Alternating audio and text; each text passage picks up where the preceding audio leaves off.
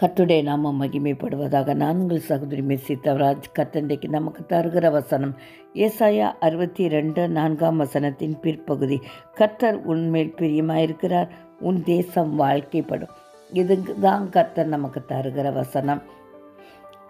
பிரியமாயிருக்கிறார் அப்படிங்கிற வார்த்தையை நம்ம எதுக்கு பயன்படுத்துகிறோன்னு பார்த்தோம்னா, அதிகப்படியான அன்பு, அதிகப்படியான பாசம், இதுக்கு தான் நம்ம பயன்படுத்தி வருகிறோம் இல்லையா?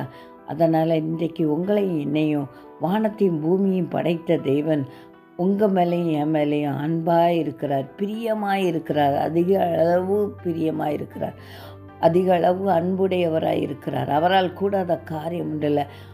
அப்படி பிரியமாக இருக்கிறதுனால நம்முடைய வாழ்க்கை கட்டப்படும். அவரால் கூடாத காரியம் ஒன்றுமில்லை. இது நம்புறதுக்கு எதுவே இல்லாத சூழ்நிலை உங்களை சூழ்ந்து இருக்கலாம்.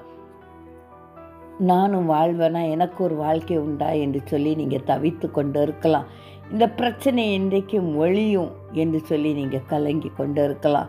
இந்த கண்ணீரின் பாதைக்கு முடிவில்லையே என்று நீங்கள் கலங்கி கொண்டு இருக்கலாம். ஆனால் கர்த்தர் இன்றைக்கு சொல்கிறார், நான் உன்மேல் பிரியமாக இருக்கிறேன் என்று சொல்கிறார். உன் தேசம் வாழ்க்கைப்படும்.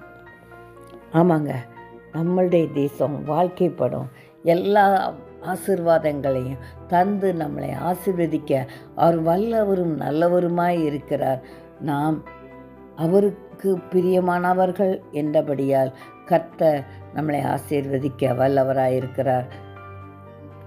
நாமும் கூட அதிகப்படியாய் நேசிக்கிற ஃப்ரெண்ட்ஸுக்கு தான் நம்ம அதிகப்படியான முக்கியத்துவத்தையும் செய்கிற காரியங்களையும் நம்ம கொடுக்குறோம் இல்லையா? அதே போல் தான் நம் தேவாதி தேவன் நம்ம மேலே பிரியமாக இருக்கிறார். அப்படி பிரியமாக இருக்கிறதுனால நமக்கு என்னென்ன தேவையோ அதெல்லாம் அதிகப்படியாக நம்மெல்லாம் போதும் போதும்னு சொல்லுகிற அளவுக்கு நம்மளுக்கு கொடுத்து ஆசீர்வதிக்க அவர் வல்லவராக இருக்கிறார். அவரால் கூடாத காரியம் ஒன்றுமில்லை. நம்முடைய தேசம் வாழ்க்கைப்படும் என்று சொல்லி இன்றைக்கு வாக்கு அளிக்கிறார். அவர் அப்படியே செய்வாராக. ஆமென்.